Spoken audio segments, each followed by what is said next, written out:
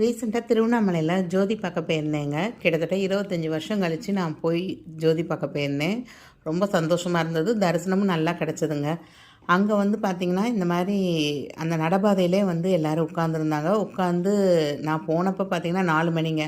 4 மணிக்கு இருந்த கூட்டத்தை விட 6 மணிக்கு ஜேன்னு தெருவே அடைச்ச மாதிரி இருந்ததுங்க.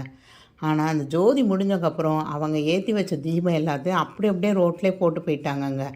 அது வந்து போகிறவங்களுக்கு, நடந்து போகிறவங்களுக்கு, அங்கே டூ வீலரில் போகிறவங்களுக்குங்கிறப்ப எங்கே வேஷ்டியில் பட்டுருமோ, சேலையில் பட்டுருமோ அப்படிங்கிற மாதிரி தாங்க இருந்தது. நம்ம வந்து ஒரு கடவுள் நம்பிக்கையில் தான் நம்ம இந்த தீபம் ஏற்றுறது எல்லாமே நடத்துகிறோங்க. அந்த கடவுளுக்கு ஏற்றின ஒரு இதை வந்து ஏன் நம்ம மற்றவங்க காலில் மிதிப்படுற மாதிரி, மற்றவங்களுக்கு ஒரு டிஸ்டர்பன்ஸ் ஏற்படுத்துகிற மாதிரி, எதுக்கு அந்த இடத்த நம்ம வந்து இவ்வளோ அசுத்தப்படுத்திட்டு போகணும்? நம்ம ஒரு உட்கார்ந்து அந்த இடத்த நீட் பண்ணி தானே கோலம் போட்டு அந்த இதை வந்து படைக்கிறாங்க. அப்போ